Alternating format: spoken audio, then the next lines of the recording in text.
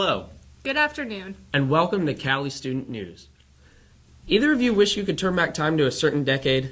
Yeah, the 80s, of course. Well, both of you are in luck, because Cowley Theater is putting on an incredible performance of Awesome 80s Prom, and Bryson Turner and Amelia Doyle got the chance to get the haps, or inside scoop, for this performance. This week, I had the pleasure of sitting down with a few cast members in our upcoming play, Awesome 80s Prom, such as Hannah Short and Julian Cornejo. I also had the pleasure of having a conversation with the director of the play, Kara Kim, and our technical director, John Rohr. Take a look. Interaction. Yeah, this show is very interactive, and I think that's what kind of separates this one from other shows that we've done. Or active when we do come in and interact with the audience and pull people up to dance and stuff like that. So it's pretty crazy. It's really fun though. This play pays homage to a lot of like classic. I mean, there's so many references in it, and I think because kids nowadays are like watching these movies and like know these references, it's like that funny. It's that much funnier. Awesome 80s Prom will be in the Right Room February 16th through the 18th at 7:30. Get your tickets at the door or at cali.edu/box office. And get them soon, because Saturday's almost sold out. This is an interactive show, which is a kind of show where you come in, you sit, and there is definitely a show to watch.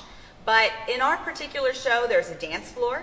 There is awesome 80s music playing, and you are encouraged to get up and dance on the dance floor. In these improv scenes, you will have people going over to the punch bowl, and you actually get to vote on who gets prom king and queen. The audience decides, so it's a different outcome every single night. And if you come just a little bit early, just be aware that the show starts. Even as you're parking your car, you might possibly see something happening. As you're coming into the lobby and you're waiting in line to get into the theater, things might be happening. So just be aware that the show is consistently going on throughout the entire night.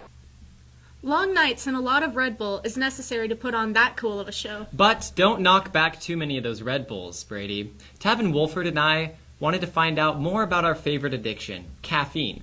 We sat down with some of the locals to get their thoughts on caffeine in today's world. Planetary futurist Alex Steffen once said, "What makes creative people tingle are interesting problems, a chance to impress their friends, and caffeine." Alex wasn't wrong when he said this. According to a Twitter poll we ran last week, 61% of Cowley students need caffeine to start their day. So is this a good thing or a bad thing? Well, Tavin Wolford and I caught up with Gage Musson, the manager at the Nutrition and Wellness Center, to get more insight on caffeine consumption. I like caffeine. I use it on a daily basis. I do a cup of coffee every day. It's actually probably more than 8 ounces, maybe just a little bit. I think caffeine's okay. You actually burn a little bit more fat when you ingest caffeine, and it obviously gives you a little bit more energy and helps you think maybe a little bit sharper. So it's okay, but make sure it's in moderation. As long as they're aware of how they feel and what their body is telling them, it's okay to stick within that perimeter of 300 to 400 milligrams. Thanks, Gage. Now that we know that it's safe to consume caffeine daily, as long as we stay within our limits, it's actually a very beneficial tool that we can use. Next, Tavin and I traveled down to Mulvane to interview Ashley, a barista at the local Jane's Landing coffee shop, for some extra tips on how we can best optimize our caffeine consumption. If you notice that you have to have something right when you wake up in the morning, or that you're really dependent on it for all of your energy, maybe try to cut back a little bit. Keep it balanced, drink plenty of water, and exercise. So just keeping a good balance in your life. Well, there you have it, folks. The next time you need a few hours of study time, stop by Steamy Joe, or if you're at the Mulvane Center, come by Jane's Landing to ensure the best grade possible on that next exam. Let's start a riot! Whoa, Josh. A riot is not necessary in today's day and age. Yeah, Josh, peaceful protests are a voice for the voiceless, and our very own Kayla Skank was lucky enough to get the story. Whether it be the Women's March in Topeka or the inauguration, protests have been the highlight of all media outlets. We sat down with sophomore Tim Hardman and Cowley mother Melissa Holmes to get their opinion on protests. I've been protesting only at a couple of rallies. I often do it to prove a point set point is loose even to me. I go for encouragement. I go for help for other people, I guess. I just like making signs. Even to some extent, certain violent rallies are important to a media perspective because it really shows people that everybody in that certain collection really wanted change, so much so that they would actually resort to violence to do it, which shows maturity and a lack therefore of. A protest is one thing and a riot is another. There were riots in DC after the inauguration of President Trump. When you're destroying property, when you're hurting people, when you're being disrespectful, that's not the kind of protest that I would choose to be a part of. When I think about, the kinds of things I was hoping to stand up for, it was peace, it was civility, it was treating people with kindness. You can't go and destroy property and tear up things and expect for your voice to be heard. It's kind of like you can't hit a kid and say, don't hit. I would recommend, for the first time protesting, I guess, just bring a big sign. You can go all out if you want to, but the way that I experienced it, I just put on my Dare fanny pack.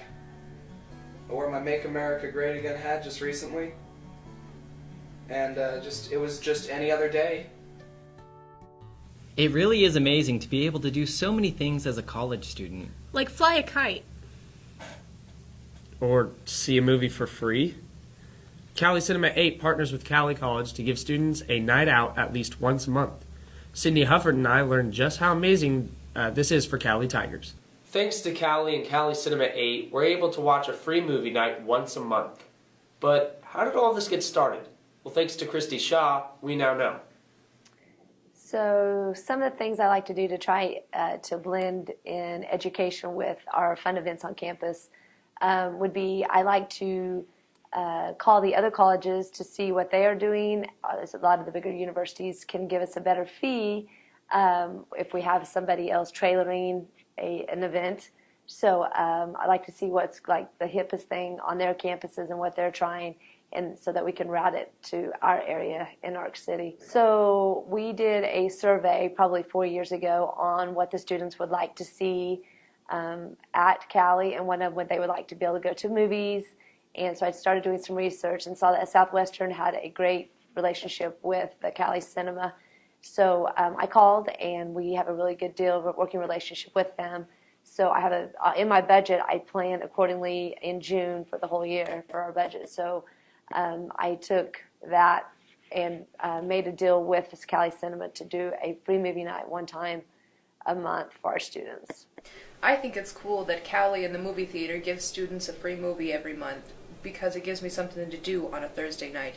And I get to take a break from studying, which I don't do anyways.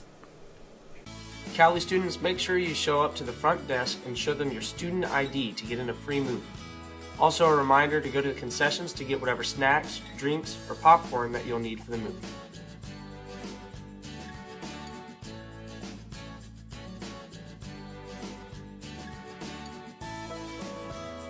This month's free movie night is this Thursday, February 16th at 10 p.m.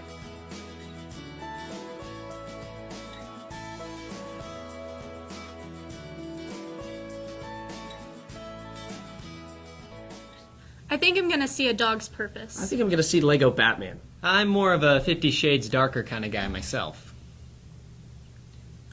And on that note, I'm Josh Wolf. I'm Brady Holmes. And I'm Carson Turner. And that's the No for Now.